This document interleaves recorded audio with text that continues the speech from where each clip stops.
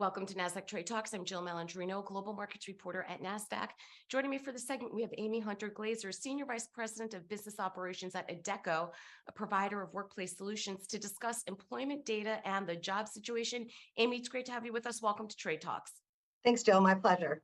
What was your reaction to the August job numbers, and what are you thinking for projections in terms of what we'll see in September? Yeah, so I think what came out really reflects what I'm seeing in the field and my teams are seeing every day. We're still seeing gains. We still see it's a tight labor market, and the candidates have the upper seat, so it's still their market. I think we'll continue to see that trend. I don't have a crystal ball, but we do continue to see gains. Look, we're going into the upcoming peak holiday season, so seasonal hiring is going to pick up, and we'll continue to see those job gains. What are your thoughts around wages and what that means for the job market? Yeah, so wages are still a strong pressure point. You know, for years we've been saying it's defying the laws of supply and demand, and they weren't keeping up.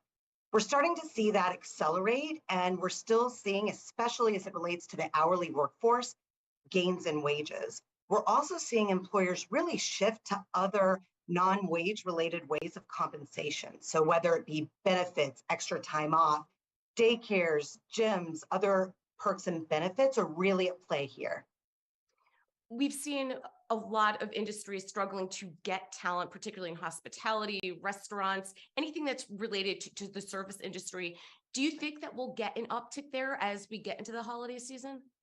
So we do anticipate workers returning in full for this holiday season. I think employers are still experimenting with this return to the office mentality. So we're seeing the hybrid work be flexible and folks still trying to figure out what's the right recipe for success.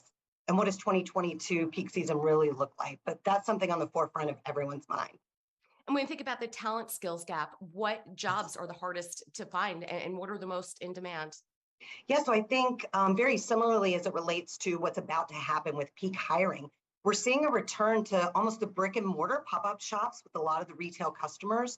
So I think getting folks out back in the communities, back to work physically, is something that employers are continuing to focus on. We still see hot demand in the business services and consulting sectors, as well as we're seeing manufacturing. So it's kind of all over the place, and you have to really look sector by sector, geo by geo, to see where those pockets are. And what about job offers? What is talent Yeah. asking for? What are employers offering? And really, how competitive is the permanent job market?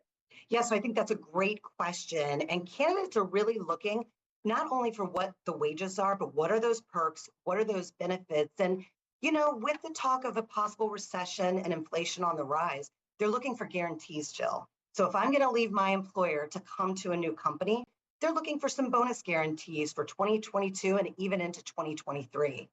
Yeah, Amy, it's interesting that you brought that up because, we've heard about the great resignation and it really is an employee market. But to your point, if we, see prolonged inflation, if there's Right. a potential recession, could that deter job hoppers? And for employers, do they get some of that control back? Right. You know, I think that would make sense. And I think all employers are questioning that.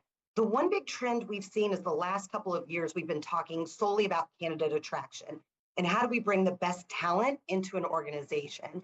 And today the talks center around retention and how do we retain that talent. So even though, we're still talking about the great resignation, employers are really focused and dedicated on maintaining a healthy workforce and keeping them happy so that they do stay.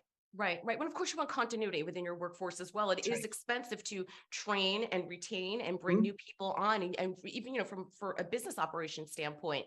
I mean, you run business operations, you know Right. how important continuity is with your workforce. Right, absolutely. And I think we've seen a trend even in the onboarding and training sector of that whole employee life cycle. Employees are focused when they do bring somebody in. Let's give them the best tools. Let's help them assimilate into the culture and make sure we're setting them up for long-term success. All right, Amy, appreciate the insight. Thanks for joining us on Trade Talks. I'm Jill Malandrino, Global Markets Reporter at Nasdaq. Thanks, Jill.